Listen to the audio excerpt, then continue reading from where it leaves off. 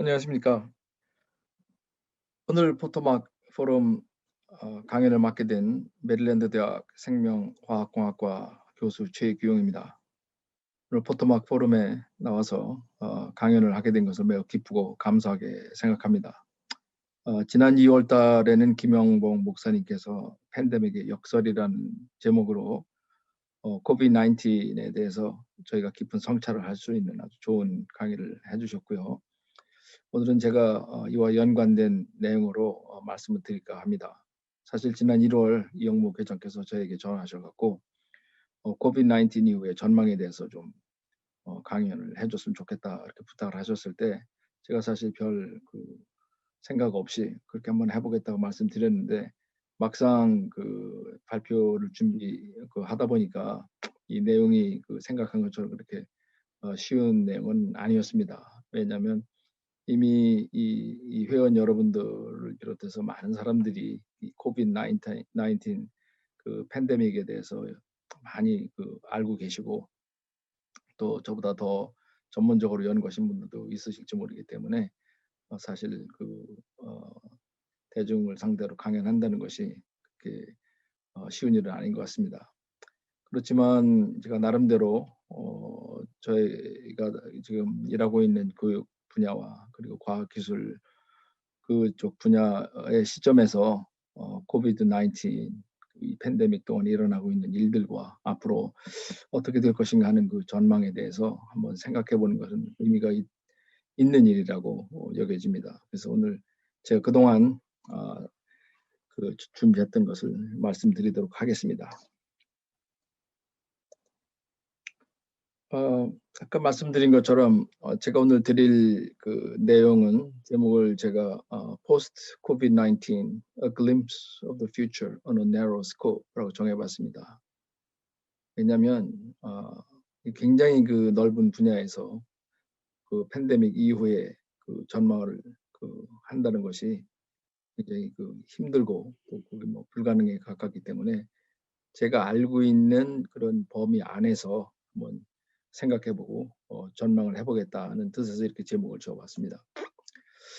사실 우리는 미래에 대해서 관심이 굉장히 많죠. 항상 앞으로 내 개인한테는 어떤 일이 일어날까, 우리 나라에는 어떤 일이 일어날까, 또 이 세계가 어떻게 될까 늘 그렇게 미래에 대해서 관심이 많습니다. 특히 코비드-19 팬데믹처럼 이렇게 모든 인류에게 영향을 끼친 그런 일이 일어났을 때 많은 사람들이 미래가 어떻게 될까에 대해서 생각해보고 걱정하기도 합니다. 그래서 먼저 저는 오늘 말씀드릴 내용을 이 세 가지로 한번 구분을 해봤습니다. 첫째는 우리 미래를 우리가 과연 어떻게 예측할 수 있을까? 두 번째는 현재 진행형으로 일어나고 있는 코비드-19 팬데믹 속에 세계는 어떠한가? 한번 단면을 보고요.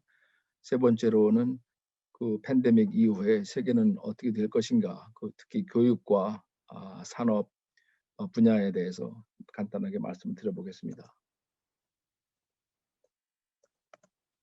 사실 저희가 구글 검색을 해보면 포스트 코비드 19이라고 이렇게 쳐 넣으면 정말 저도 깜짝 놀랐습니다. 이렇게 많은 검색 내용이 들어있는지 몰랐습니다. 그래서 어떤 키워드를 넣느냐에 따라 다르지만 이 화면에서 보실 수 있는 것처럼 여기 있는 리졸트 검색한 결과의 숫자가 몇십만, 백만이 아니라 몇천, 몇억 그리고 어떤 키워드를 넣으면은 10억 회 이상이 납니다. 이 무슨 얘기냐면 이 사람들이 이 코비드 19 이후에 일어날 수 있는 미래에 대해서 정말 너무나 많은 관심이 있다는 것을 나타내는 것이라 할 수 있겠죠.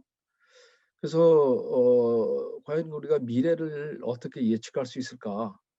그런 거를 제가 한번 생각해 봤습니다. 했을 때 첫째는 현재에 대한 관찰 그리고 깊은 성찰에서는 어떤 천재적인 통찰로부터 미래를 예측하는 경우가 있습니다.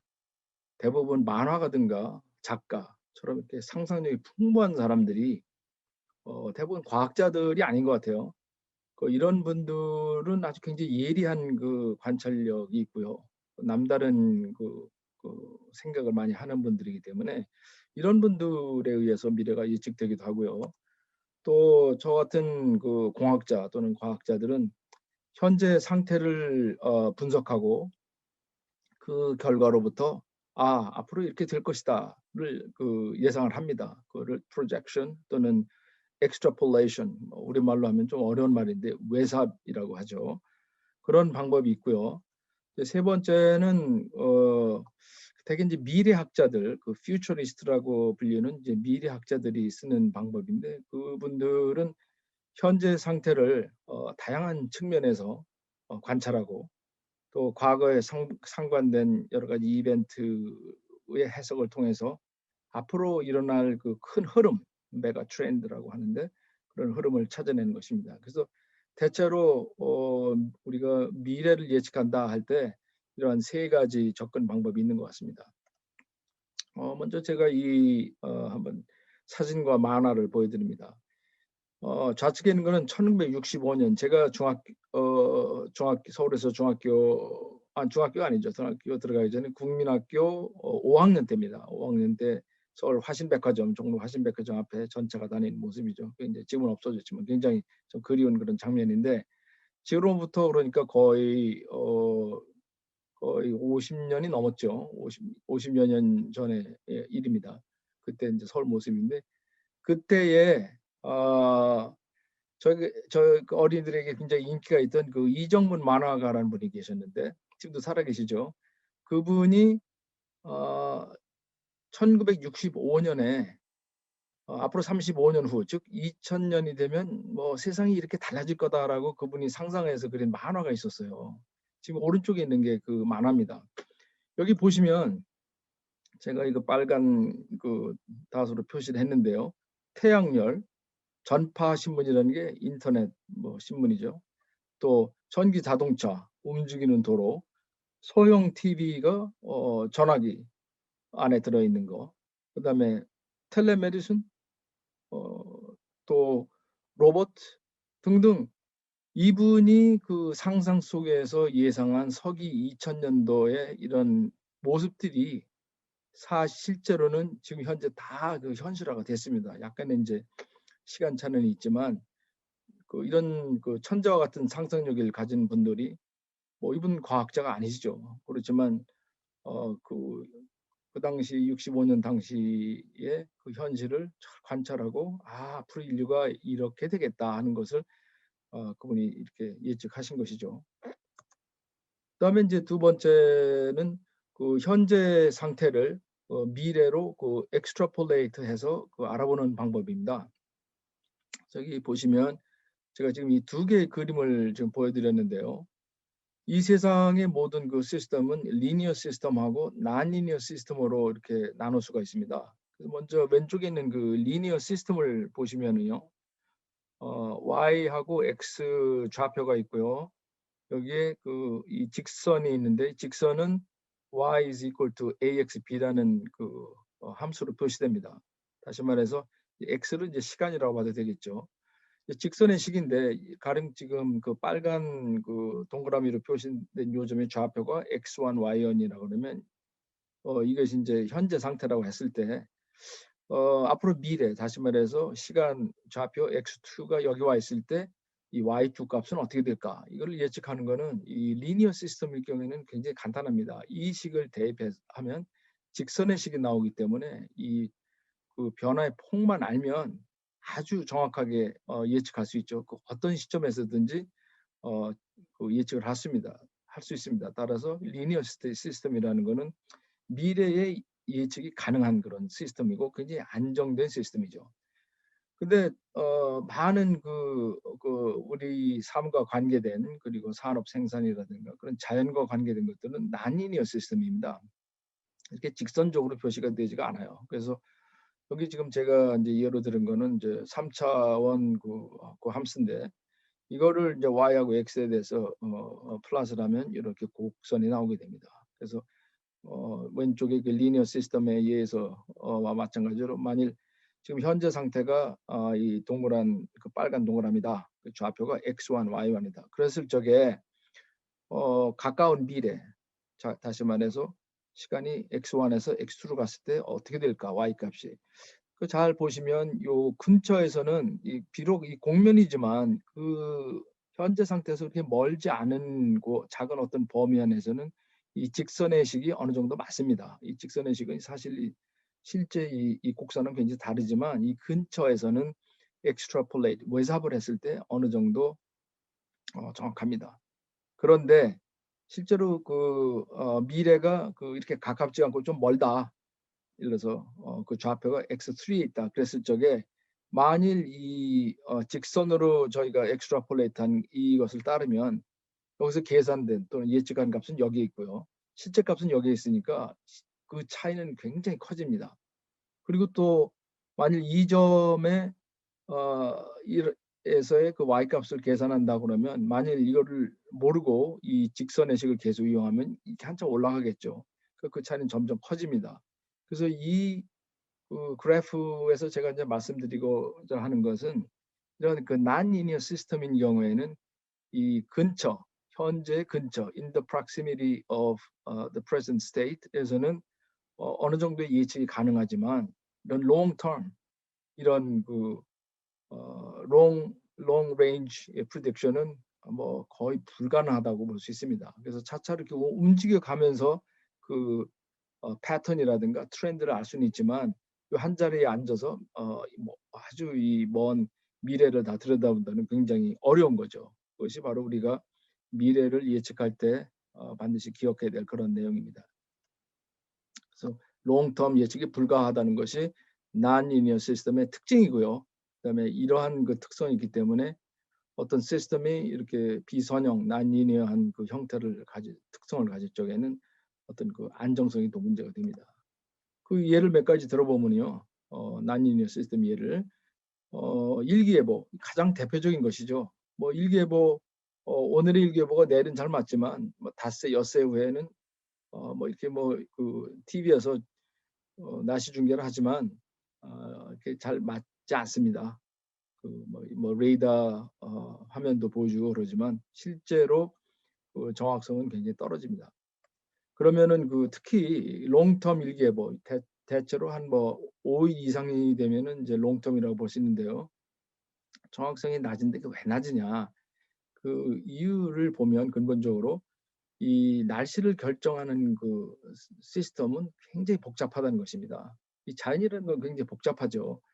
그래서 이거를 예측하기 위해서는 어떤 그 수학적인 모델이 필요한데 그 모델은 유체역 과학이라든가 연력학, 물질 및 열 전달, 그리고 물리, 화학에 근거한 아주 large 스케일의 그 partial differential equations, 편미분 방정식 시스템으로 구성돼 있어요.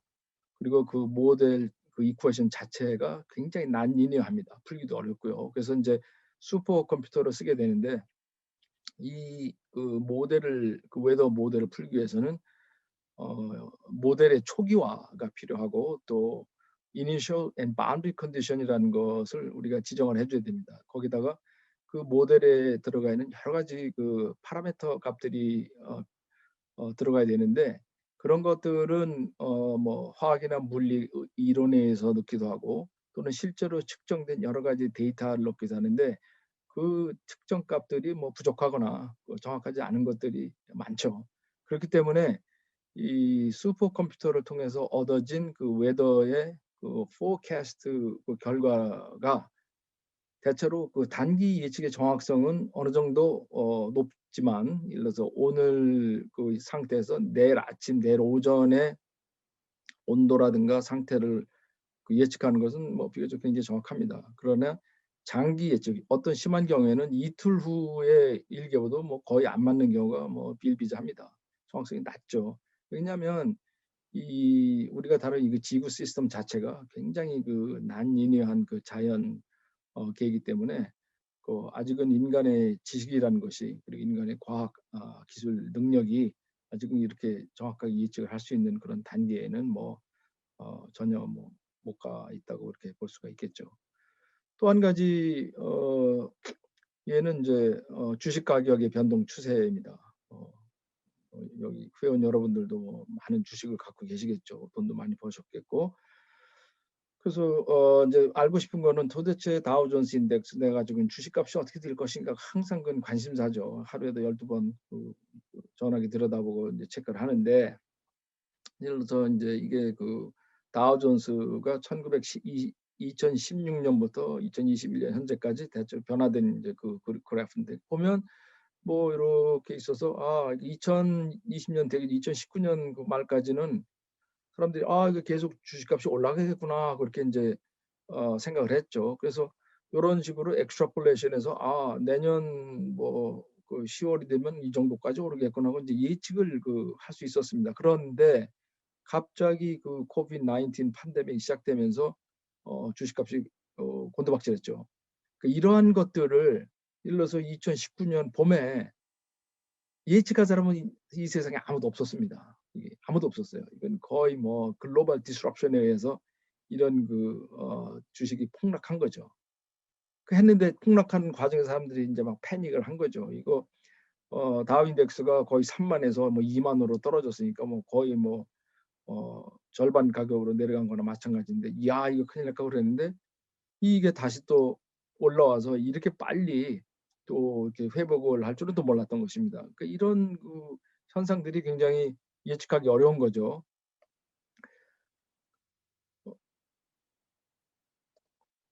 그래서 리니어 익스트라폴레이션에서는 이 주식의 가격을 예측하는 게 굉장히 어렵습니다.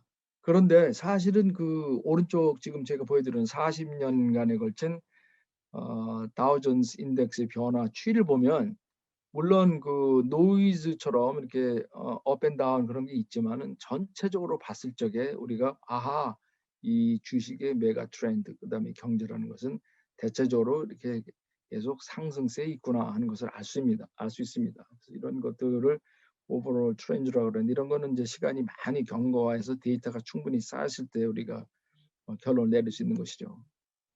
또 난리니어 그 다이내믹스 그 현상은 과학 또는 공학 또 산업 생산 시스템에서 아주 자주 볼 수 있습니다. 그래서 여러 가지 문제를 일으키는데요. 이 그래프는 제가 전에 발표한 논문에서 딴 건데요. 그 내용이 뭐냐면, 그 어떤 그 발열 반응이 일어나는 화학 반응기에 촉매를 투입하게 됩니다. 촉매가 들어가 이제 화학 반응이 일어나게 되는데, 이 어떤 펄스, 그러니까 30분 동안에 주입되는 촉매 농도가 어떤 변화가 있었을 때 이 반응기가 서로 다른 그 조업 조건에서 잘 운전되고 있던 그 반응기에 이런 그 외부에서의 그 자극을 주었을 때 과연 반응기 온도가 어떻게 변화하느냐를 한번 계산해 본 겁니다. 계산해 보면 전혀 그 변화를 주기 전 상태하고는 다른 그런 거동을 보이는데요. 여기서 이제 보실 건 뭐냐면, 굉장히 그 작은 크기의 자극을 주었는데 온도의 변화가 첫째는 굉장히 난이하다는 것입니다. 이렇게 아슬레토리 다이내믹스를 보이고 있죠. 그다음에 오른쪽도 역시 아슬레토리 하지만 형태가 굉장히 틀립니다. 이 진동의 주기가 점점 커지고, 그다음에 이 피크의 높이도 굉장히 높이 올라갔다가 뚝 떨어지고, 가만히 있다가 갑자기 올라오고, 이런 현상이 일어납니다. 그러니까 반응기를 운전하고 제어하는 사람의 입장에서 봤을 때는 거의 뭐 나이트메어 같은 거죠. 이런 일이 일어난다면. 그렇기 때문에 이런 그 거동을 보이는 그 반응기를 그 제어할 적에는 반드시 정확한 그 모델을 디벨롭을 해서 여러 가지 시뮬레이션을 통해서 이런 것을 예측을 할 수 있어야 됩니다. 또 이제 세 번째로 그 퓨처리스트들에 의해서 그 예측을 할 수 있다고 그랬는데요. 이 유명한 그 미래학자들이 많은데, 존 나이스빗은 미국 사람인데 굉장히 유명한 분입니다. 그분이 1982년에 메가 트렌드라는 책을 냈는데, 이 책이 아주 베스트셀러였어요. 제가 2003년도에 서울에서 열린 그 한국의 그 산업 성장 동력에 대한 국제 컨퍼런스가 열렸었는데, 그때 제가 어떻게 참여를 하게 돼서 이분을 만날 기회가 있었어요. 근데 그 존 나이스빗 교수가 그 했던 얘기 중에 하나가 The most reliable way to forecast the future is to try to understand the present. 앞으로 그 일어날 일을 그 예측하는데 가장 그 신뢰도가 높은 그런 방법은 바로 현재를 잘 이해하려고 노력하는 것이다라고 했습니다. 그리고 또 그 컨퍼런스에서 제가 한번 우연히 그분하고 같이 같은 테이블에서 식사를 할 기회가 있어서 당신은 어떻게 그 미래를 예측하십니까? 물어보니까 저한테 이제 그 하신 얘기가 Observe what's happening around you and be the trend. 네 주위에서 일어난 일들을 주의 깊게 봐라. 그리고 그 속에서 어떤 그 트렌드가 있는지 한번 찾아보도록 노력해라. 앞에서 말씀한 거와 똑같은 내용이죠. 이제 그런 식으로 그 얘기를 하셨어요. 그래서 제가 이제 이것이 생각나서 그 후에는 그 제 주변에서 일어난 일들을 좀 더 주의 깊게 보기 시작했습니다. 그래서 이번에도 보면 이게 제가 이제 예로 들었는데요. 이 사진에 나와 있는 그분들은 2010년 16년도 도널드 트럼프가 취임했을 때 그 캐비넷 포스트의 사진입니다. 여기 지금 제가 빨간 체크 마크를 한 분들이 있는데 여성분들하고 그다음에 그 마이너리티, 레이셜리 마이너리티에 속하는 그 분들이죠. 근데 이제 2021년 금년에 그 조 바이든이 대통령이 취임하면서 캐비넷 를 이제 짰는데 여기 보면 어 앞에 슬라이드하고는 굉장히 다릅니다. 지금 벌써 여성들과 그 마이너리티 그 캐비넷 그 멤버들이 아주 굉장히 많아졌죠. 또 이거는 한국일보 워싱턴 2월 1일자 신문에서 캡처했는데요. 이 타이틀 보면 미 최대 약국체인 3개 회사 CVS, 라이트에이드, and 월그린 이 3개 회사의 최고 경영자 CEO가 모두 여성이다라고 이렇게 보도를 했습니다. 그리고 2017년에 서울에서 탈북자 3천여 명 집단 망명 기자회견이 열렸어요. 여기서 지금 그 당시에는 코비드 19이 없었기 때문에 그래서 마스크를 쓴 분들은 자기 얼굴을 가리기 위해서 쓴 분들이에요. 그러니까 탈북자들이죠. 그리고 이제 오른쪽에 있는 거는 1998년부터 2013년 9월까지 탈북한 그 북한 주민들의 이제 그 숫자입니다. 파란 거는 남자고 이제 빨간 건 여자인데 이 사진과 왼쪽 그래프에서 우리가 하나의 그 또 그 트렌드를 읽을 수 있습니다. 뭐냐면 이 초기에는 탈북이 시작될 초기에는 남자들이 주도였었어요. 남자들이 굉장히 많았습니다. 단독으로 하거나 뭐 가족과 오거나 그랬는데 그 이후에는 여성 탈북자들이 훨씬 많아요. 그리고 여기 기자회견에서도 거의 대부분이 여자들입니다. 결국 자유를 찾아서 목숨 걸고 하는 탈북은 남자들보다는 용감한 북한 여성들이 주도하고 있다는 겁니다. 그러니까 지금 세상은 여자들이 더 적극적으로 이렇게 나서고 있죠. 그래서 이 슬라이드에서 제가 만약 생각을 한다면 앞으로 북한이 자유로운 나라가 되게 된다면 그나마 북한에 있는 여성들이 많은 역할을 할 것이다. 저는 그렇게 생각을 합니다. 또 최근에 그 인터넷이라든가 뭐 신문, 뭐 TV 등에서 보도된 거는 이제 코비드 19 그 이 팬데믹이 이제 계속되면서 아마 우리가 이제 여행을 할 때 패스포트와 함께 백신 패스포트도 필요할 것이다. 이제 이런 얘기가 나오거든요. 그렇기 때문에 이런 것도 어떤 하나의 저희들 주위에서 일어나는 어떤 그 작은 생각의 변화라고 할 수 있겠습니다. 또 하나는 이제 이 화면에 제너럴 모터스 GM에서 2035년까지 이제 내연기관 그 자동차는 만들지 않겠다. 전부 전기 자동차를 만들겠다고 이렇게 선언을 했고요. 그다음에 포드 자동차에서도 자기네 2030년까지 유럽에서 파는 모든 차들은 전기차로 대체하겠다 이렇게 발표를 했고 또 이에 상반해서 일본의 도요다는 일렉트릭 전기 자동차들이 아직 다 이렇게 내연기관을 리플레이스하기는 아직은 좀 이르다. 그래서 약간 좀 유보적인 태도를 보였죠. 어쨌든 그 자동차의 그 미래에 대해서도 여러 가지 이렇게 이론이 다른 그 방침이 나오는 걸로 봤을 때 이것도 하나의 큰 그 글로벌한 움직임이라고 할 수 있겠습니다. 또 저희 근처에서 가깝게 볼 수 있는 거 우리가 우리에게 친근한 시어스라든가 메이시, 노스트롬, 그다음에 쇼핑센터 다 문 닫고 망하고 그리고 다 한가하죠. 참 이렇게 이 사실 보면 이제 쓸쓸한데. 또 얼마 전에는 아마존에서 머세데스 벤츠하고 2만 대의 그 딜리버리 트럭을 구매하기로 계약을 했어요. 그래서 전고익을 뿌렸죠. 그래서 앞으로 더 이 온라인 쇼핑 패스트 딜리버리가 점점 더 발전하겠구나 하는 걸 우리가 알 수 있습니다. 또 이것도 역시 한국일보에서 제가 캡처한 건데 미국 신문인 것 같아요. 그래서 이제 한국에서 보면 지난 2월 달의 기사인데 공장을 24시간 풀 가동해도 반도체가 부족하다. 없어서 못 판다. 그리고 뭐 여기 보면 오른쪽에 제가 보인 거는 첨단 반도체 칩을 만드는 데 필요한 그 핵심 장비를 만드는 회사, 그리고 또 게임, 모바일 컴퓨팅, 그래픽스 소프트웨어, 하드웨어를 만드는 미국 두 회사가 있는데 이 회사들 최근 그 주가 동향이 보면 심상치 않습니다. 불과 한 1, 2년 전에 비해서 주가가 뭐 엄청나게 지금 뛰어올랐죠. 그래서 이런 그 현상들을 봤을 때 이 반도체가 지금 수요가 엄청나구나 하는 걸 알 수 있고요. 도대체 왜 반도체가 왜 이렇게 수요가 증가하는가?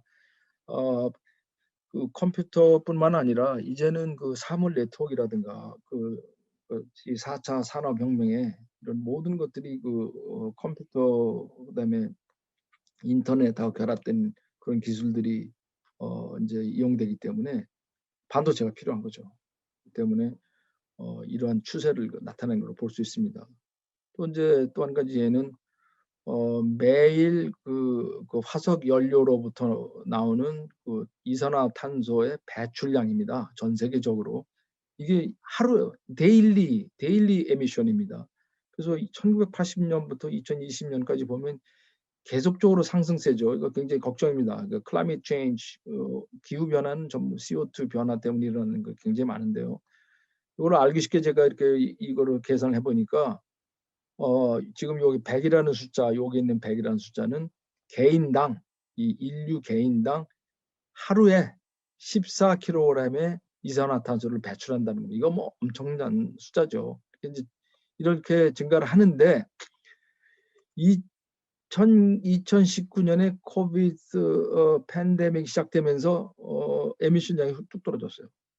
굉장히 좋은 지구를 위해서는 굉장히 좋은 그 일입니다. 공기도 깨끗해지고. 그래서 이거가 시사하는 게 뭐냐면 그 화석 연료를 덜 쓰니까 CO2의 배출량이 줄어들었구나.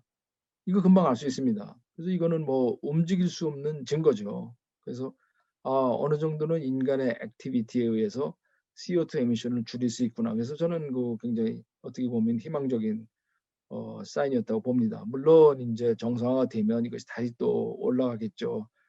그러나 이러한 페이스로 가지 말고 좀 더 이렇게 둔화되는 페이스가 됐으면 좋겠습니다. 그래서 이제 우리가 팬데믹이 아주 그 메이저 디스럽션 또는 글로벌 디스럽션이라는 말을 씁니다. 그래서 이거에 대해서 잠깐 우리가 생각을 해보면 이 디스럽션 뭐 우리말로 하면 혼란이라고 번역하는데 이게 적절하지는 않은 것 같아요.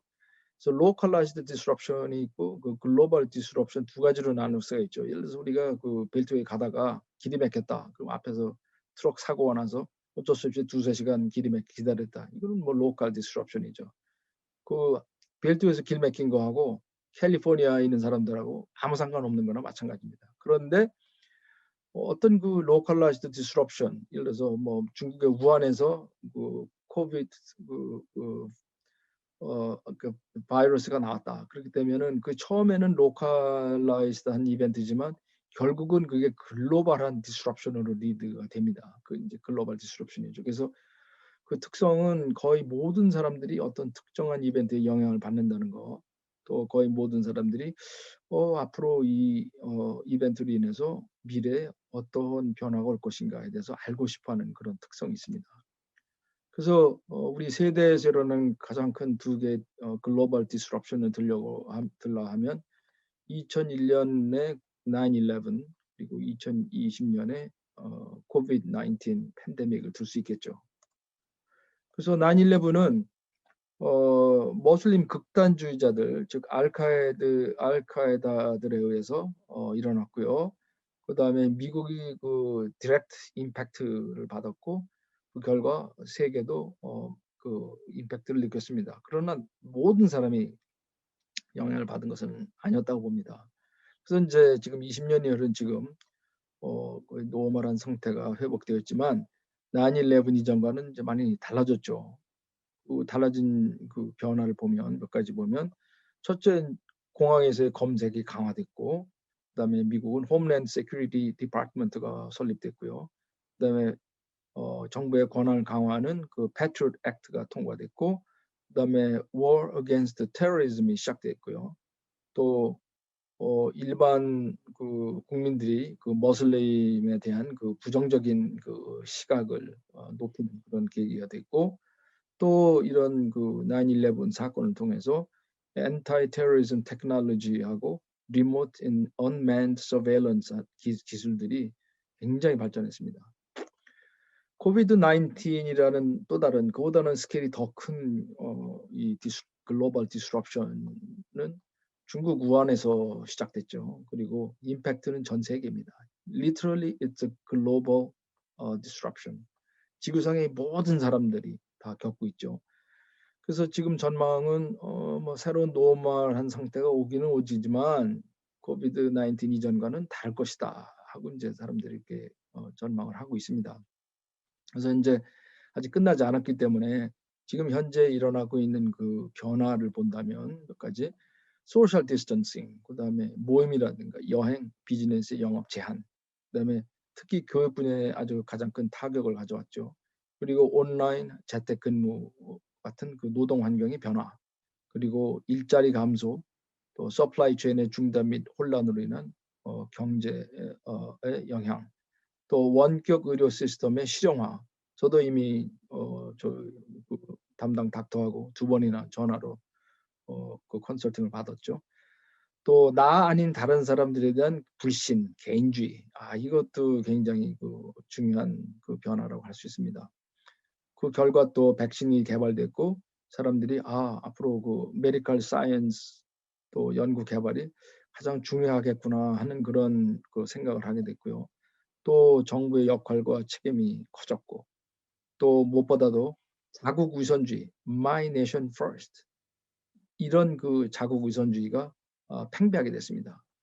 코비드 19 팬데믹 시작된 이후에 저는 그 TV나 뭐 신문 그런 걸 봐서도 그 어떤 나라도 다른 그 가난한 나라, 힘든 나라를 걱정하는 나라가 없다는 거에 굉장히 놀랐습니다.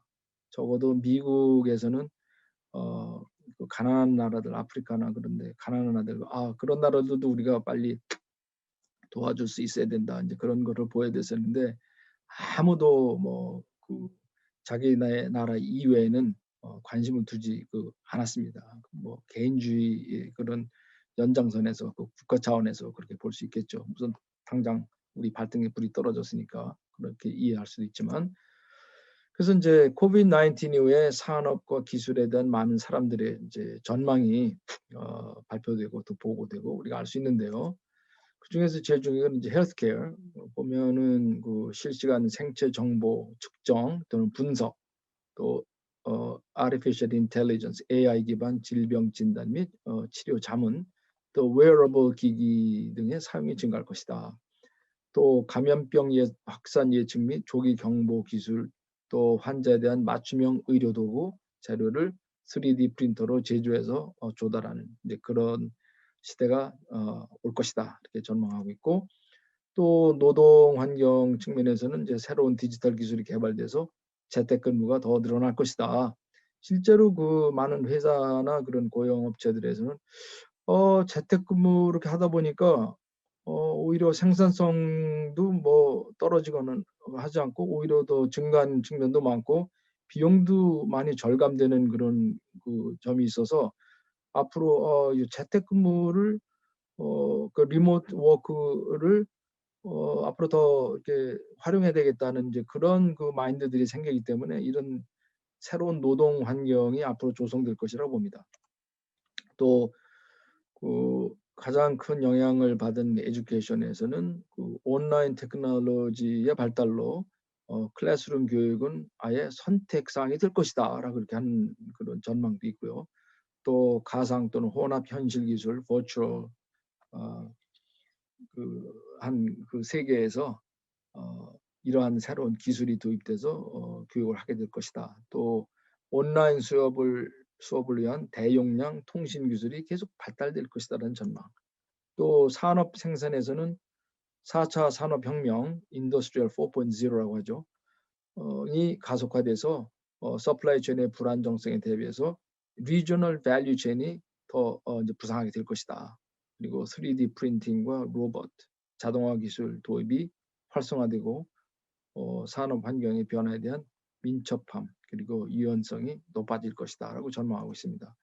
또 리테일 분야에서는 그 온라인 또는 이커머스가 대세가 되며 오프라인 커머스는 급격히 쇠퇴할 것이다. 또 배송용 드론이 활용되고 물류 정보가 디지털화 될 것이다. 그래서 디지털 트랜스포메이션이 가장 그 급격하게 일어나는 분야가 아마 리테일 분야일 것이다라고 이렇게 예측을 합니다. 또 커스터머 서비스 분야에서도 현재 그 이미 AI가 많이 활용화되고 있는데 뭐 미비한 점이 굉장히 많죠. 그래서 대화형 고객 서비스로 보다 어드밴스된 그 AI 시스템으로 대체될 것이다. 또 파이낸스 분야도 이제 핀텍이라고 그래서 파이낸셜과 테크놀로지가 이제 합쳐진 그 개념인데 이게 보편화로 사람이 필요하지 않은 온라인 업무 처리가 일상화될 것이다. 또 세큐리티는 이제 인터넷 사용과 데이터 발생 증가로 인해서 세큐리티에 대한 투자가 증가하고 특히 그 화상의 보안성이라든가 진보된 화상 통신 기술에 대한 투자가 굉장히 커질 것이다라는 전망. 또 엔터테인먼트 이제 쇼를 직접 가서 보거나 또 뭐 영화관을 가거나 그런 그 행사를 직접 할 수가 없기 때문에 앞으로 정상화 되더라도 줄어들 거로 보고요.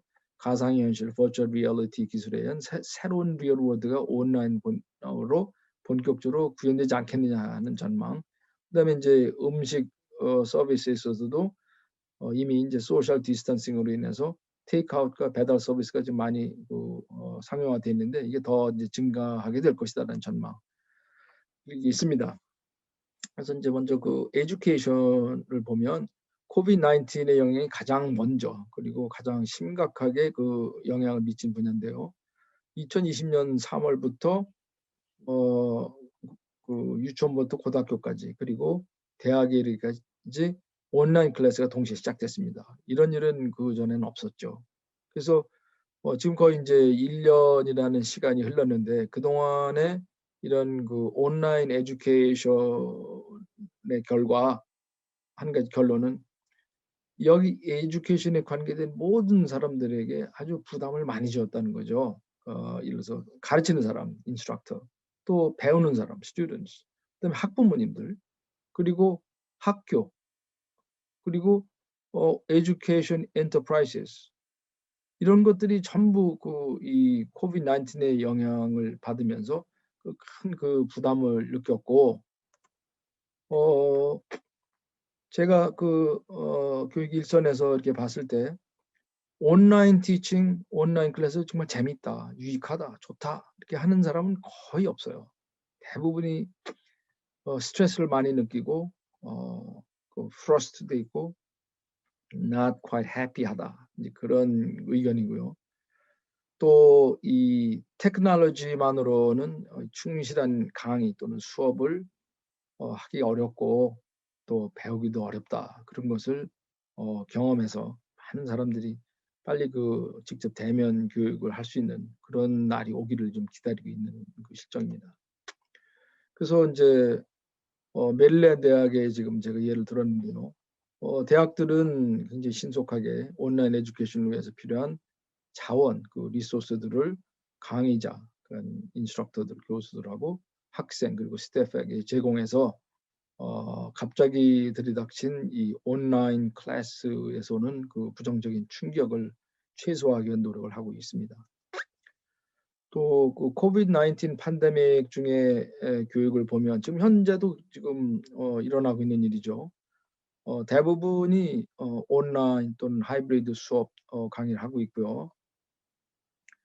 전체적으로 교육의 질이 저하됐다는데 동의합니다. 왜냐하면 온라인 동영상 기술에도 한계가 있을 뿐만 아니라 교육에 있어서의 그 사회적 요소가 결여되어 있기 때문에 결국은 온라인 수업은 지식 전달에만 치중하게 될 수밖에 없고 그러다 보니까 전체적인 교육의 질이 저하되고 또 평가, 시험을 볼 때 굉장히 어렵습니다. 학생들이 치팅하는 것을 막을 방법이 없죠. 그래서 그런 그 어려움이 있습니다.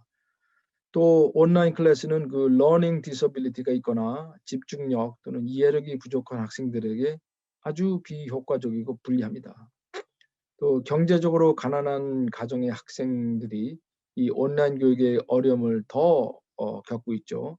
왜냐하면 온라인 교육에 필요한 뭐 하드웨어라든가 소프트웨어 또 인터넷 액세스라든가 집에서 공부할 수 있는 그런 환경들이 대체로 열악하기 때문에 이 학생들은 굉장히 힘든 그런 시간입니다.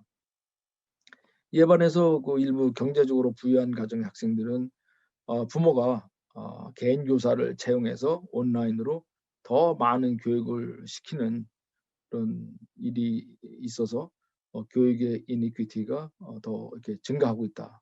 이런 그 관찰도 있습니다.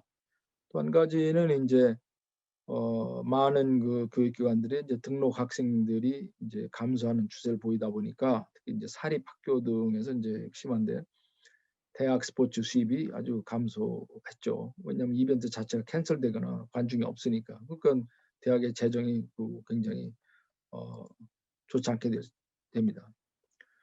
그러면 코비드 19 팬데믹 이후의 교육은 어떻게 될 것이냐? 제 나름대로 그 생각을 해봤을 때 현재 그 많은 전문가들이 온라인 교육의 성공을 위해서는 더 좋은, 더 나은 어드밴스드 테크놀로지가 필요하다 주장하고 있습니다.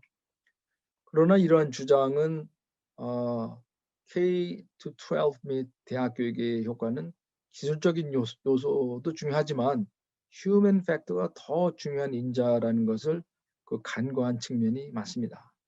따라서 일부 온라인 클래스가 계속되고 하이브리드 형태 또는 대면 교육이 다시 시작될 때에 대비해서 이 교육기관들은 적절한 하드웨어 그리고 디지털 툴스 앤 테크놀로지 및 교실, 강의실의 시설과 환경을 개선해야 될 필요가 있습니다. 예를 들어서 고성능 화상 수업 시설이 각 클래스룸마다 갖춰져야 될 것이고 또 적절한 물리적 거리두기를 실현할 수 있는 그런 강의실이 있어야 되고 또 시험을 치를 수 있는 대형 강의실이 있어야 됩니다. 현재 그 메릴랜드 대학 같은 경우에도 50명 이상의 클래스가 동시에 들어가서 피지컬 디스턴싱을 지키면서 시험을 볼 수 있는 그런 공간이 뭐 거의 없습니다.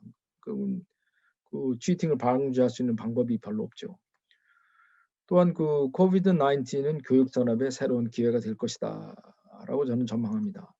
이거는 이제 한국일보 2월 17일자 신문에서 캡처한 본국지 사진인데요. 2020년에 입학한 그 대학생, 서울대 학생들이 전부 온라인으로 하다 보니까 전혀 입학식도 못하고 자기 동료들도 만날 수가 없었는데 그거를 딱하게 생각해서 아마 얼마 전에 이 학생들을 위해서 입학 환영 행사를 했나 봐요. 여기 보면 이렇게 해피한 모습을 가진 학생을 볼 수 있는데 마스크는 썼지만 역시 학교에서 공부한다는 것이 집에서 온라인으로 컴퓨터 앞에 앉아서 줌 화면을 들여다보고 있는 그 이상의 어떤 그 즐거움이라든가 그 내용이 있다는 것을 이 사진 한 장이 단적으로 보여줍니다. 그래서 학교 교육은 단순히 지식의 전달만 전부가 아니다라는 것을 이 사진이 웅변해주고 있죠. 또 한 가지 제 생각에 원격 교육의 긍정적인 측면은 앞으로 새로운 교육 또는 자문 또는 코칭의 기회를 제공해 줄 수 있다는 것입니다. 그래서 많은 사람들이 다양한 교육기관이나 단체에서 제공하는 온라인 클래스를 저렴한 비용으로 수강할 수 있는 기회가 열리는데 특히 리타이어드 시니어들을 위한 다양한 과목들이 여러 기관에서 개설되고 있죠. 또 새로운 에듀케이션 엔터프라이즈 스타트업들이 등장했습니다. 새로운 컨텐츠라든가 소프트웨어라든가 티칭 툴 등을 갖고 또 전문가들 특히 그 은퇴한 기술 분야의 전문가들이 자신의 노하우, 지식, 경험 등을 컨텐츠화해서 그걸 온라인 강의 또는 워크숍의 다양한 형태로 제공해서 수익을 창출할 수 있는 기회가 됐습니다. 특히 그 베이비 부머 세대의 지금 은퇴가 러쉬를 하고 있는데 그러한 그 기술적 공백을 겪고 있는 산업, 특히 화학 산업에서는 이런 그 원격 교육을 통한 자문이라든가 코칭이 굉장히 그 활성화될 것으로 보고 이분들도 은퇴 후에도 새로운 수입을 얻을 수 있는 그런 기회가 될 것 같습니다. 또 한 가지는 이제 뭐 원격 리모트 티칭이나 코칭을 하다 보면 그 지역뿐만 아니라 이거 전 세계로 그 커스터머층을 확장할 수 있다는 장점이 있죠. 그래서 이미 퍼스널 온라인 컨설팅, 온라인 코칭을 위한 그 플랫폼 제공 비즈니스가 이미 많이 생겼고 지금 아주 뭐 폭발적으로 지금 성장하고 있는 추세입니다. 그래서 이거 보면은 이 몽고메리 커뮤니티 칼리지에서 올더 어덜트, 시니어들을 위한 정말 다양한 그 프로그램들을 이렇게 제공하고 있는데 이것들이 대부분 지금 온라인으로 제공되고 있습니다. 또 인터넷을 찾아보면 그 온라인으로 그 컨설팅이나 코칭을 할 수 있도록 그런 플랫폼을 제공하는 회사들이 굉장히 많습니다. 그래서 이제 본인이 적절한 컨텐츠가 있으면 이런 그 플랫폼을 이용해서 얼마든지 자기 자신의 그 퍼스널 비즈니스를 할 수 있는 기회가 온 것이죠. 또 간단하게 그 인더스트리가 앞으로 코비드 19에 의해서 어떻게 영향을 받은가를 간략히 한번 보겠습니다. 그 4차 산업혁명이라는 거는 뭐 간단하게 그 말씀을 드리자면 디지털 테크놀로지와 기계 간의 데이터 트랜스퍼 그리고 프로세싱, 어널리시스 기술에 의한 산업의 생산성 증가 및 비용 감소를 추구하는 것인데요. 이것이 이제 팬데믹으로 인해서 변화된 그 원격 근무, 원격 모니터링, 디지털 이퀴프먼트를 사용한 생산 활동의 그 혁신을 가속화하게 될 것으로 전망된다 하는 것입니다. 그래서 산업혁명을 그 주도하는 주요 기술들의 예를 보면 빅데이터 및 분석 기술, 그리고 AI and 로봇, 그리고 additive manufacturing, 우리말로 하면 적층 제조 기술이라고 하죠. 또 가상현실, 하이레벨 시뮬레이션 기술, molecular simulation이라든가 computation fluid dynamics 같은 거, 또 Internet of Things 그리고 Industrial Internet of Things 이거 아주 굉장히 큰 겁니다. 또 Cyber Security and Cloud Computing 등 여러 가지 중요한 핵심 기술들이 있고 이 중에서 이제 Industrial 그 Internet of Things를 보면 이거는 무슨 개념이냐면은 IoT가 센서 또는 기계와 인터넷이 연결돼서 데이터를 연결한 개념이라고 하면 IIoT는 인간, 센서, 데이터, 기계, 인터넷이 산업 생산에 직접 연결된 그런 개념입니다. 그래서 물체가 인터넷과 결합해서 거기서 모니터하고 데이터를 송출하고 그다음에 직접 실시간으로 활용되는 이제 그런 개념을 말하는 것이죠. 그래서 그 하나 예를 들면 unmanned mobile inspection device. 그래서 그 industrial drone인데요. 이게 이제 IIoT하고 결합된 경우인데 이 뭐냐면 여기 요 조그만 드론이 어떤 그 큰 그 통 안에 들어가 있는데 뉴클리어 리액터 또는 보일러 또는 스토리지 탱크와 같이 사람이 직접 들어가서 검사하거나 조사하기 어려운 협소한 장소 또는 위험한 그런 환경에 초소형 드론을 투입해서 얻어진 데이터를 오퍼레이터에게 전송해서 분석하고 어떤 결정을 할 수 있는 자료를 제공하는 것입니다. 그래서 현재 오일 앤 가스, 케미컬 매뉴팩처링, 파워 제너레이션 그리고 마이닝 인더스트리에서 이제 응용이 시작되는데 앞으로 이런 식의 IIoT가 점점 더 발전하리라고 봅니다. 또 한 가지는 이제 적층식 조절이라고 그래서 additive manufacturing인데요. 이건 뭐냐면 3차원 구조를 갖는 제품을 레이어 upon 레이어의 적층 기법으로 제조하는 생산 기술입니다. 그래서 극미세 부품 생산, 또 복잡한 형상의 부품 생산과 최종 시스템의 생산에 사용되는데 그 컴포넌트로는 이제 컴퓨터가 필요하고 3D 모델링 소프트웨어가 필요합니다. 이거는 이제 인터넷을 통해서 공유할 수 있기 때문에 이 additive 매니팩처링 혁신을 가져올 수 있다는 거죠. 그것이 기계장치, 3D 프린터죠. 적층에서는 재료, 고분자, 금속, 세라믹 이런 그 컴포넌트를 이용해서 어떤 물건이 만들어지게 됩니다. 그래서 코비드-19 팬데믹으로 인해서 디글로벌리제이션, 글로벌 서플라이 체인의 디스럽션이 일어나서 리저널 서플라이 체인 구축의 필요성을 가져왔고요. 그래서 애디티브 매니팩처링 기술에 의해서 신속하게 제품이 필요한 것에서 부품과 최종 제품을 제조할 수 있는 그런 방법이 이제 생기게 된 것입니다. 그래서 지금 이 additive manufacturing에 대한 연구도 굉장히 많이 하고 있고요. 이미 이제 상용화가 많이 되고 있는데 특히 기계 산업에서 초정밀 미세 제품의 제조에 상용화되고 있습니다. 그래서 이 사진은 이 additive manufacturing 기술로 만들어진 굉장히 복잡한 구조의 열 전달 장치입니다. 냉각 장치죠. 그래서 알루미늄 알로이로 만든 것인데 이런 복잡한 구조의 부품이나 제품은 additive manufacturing이라는 기술이 생기기 전에는 도저히 만들 수 없는 것이기 때문에 이런 것이 또 하나의 어떤 산업의 혁신을 가져온다는 것입니다. 또 실제로 적증식 제조 기술이 코비드-19 팬데믹 동안에 퍼스널 프로텍션 이퀴먼트를 바로바로 만들어낸 3D 프린터로 만들어내는데 활용이 됐습니다. 그래서 지금까지 제가 이제 말씀드린 내용들을 한번 정리를 한번 해보겠습니다. 다양한 분야에서 온라인 액티비티, 그다음에 디지털 경제 행위가 코비드-19 팬데믹으로 인해서 증가했고요. 그건 틀림없는 사실입니다. 또 코비드-19은 소득의 양극화, 높은 실직 가능성, 특히 임시직의 증가를 가져왔고 노동자들이 변하는 작업 환경에 적응해야 하는 필요성을 체험하게 했습니다.